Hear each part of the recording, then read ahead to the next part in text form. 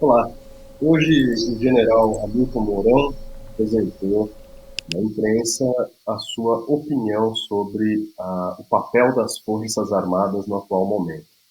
Sob o título O que os brasileiros esperam das Forças Armadas, uma coluna assinada por ele no jornal Estado de São Paulo, coloca o que a gente poderia chamar de uma revelação para quem ainda sonha com a suposta existência de um regime democrático no Brasil.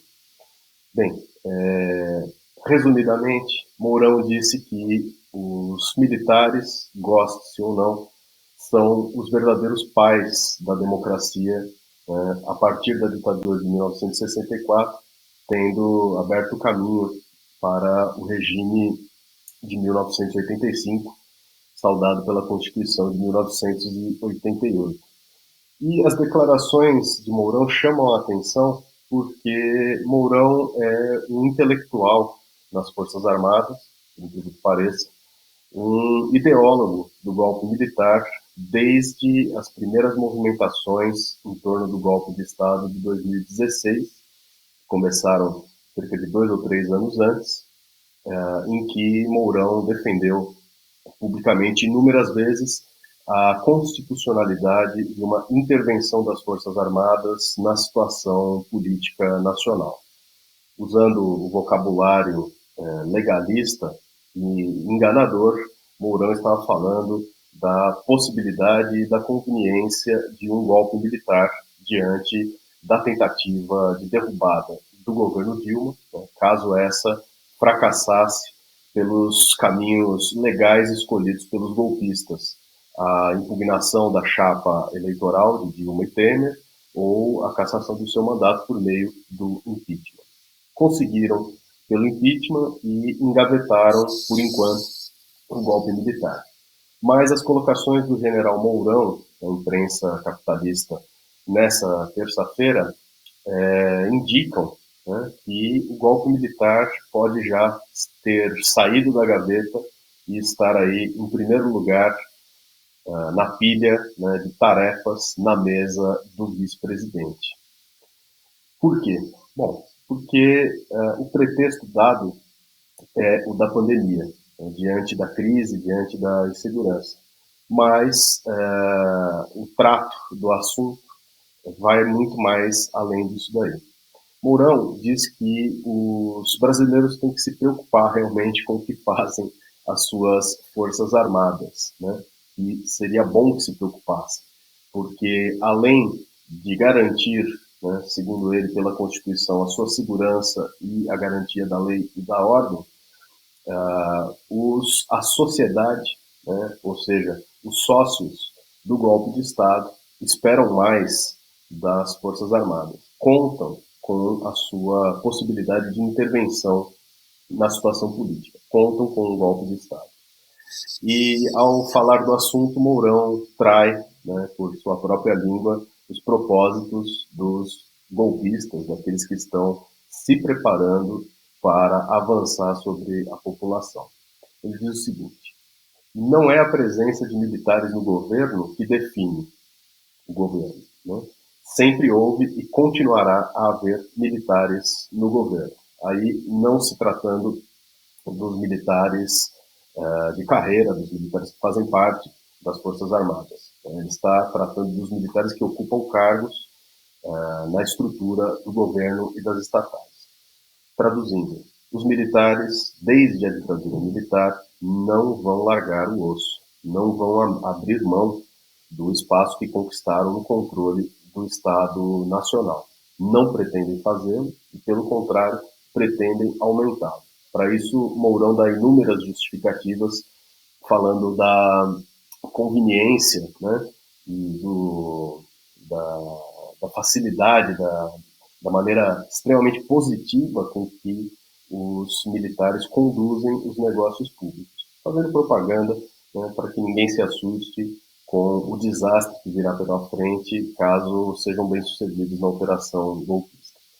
É interessante a concepção de democracia dos militares. Mourão diz o seguinte: No que diz respeito aos militares, em qualquer país do mundo, o que distingue as democracias das ditaduras são as ordens que lhes são dadas.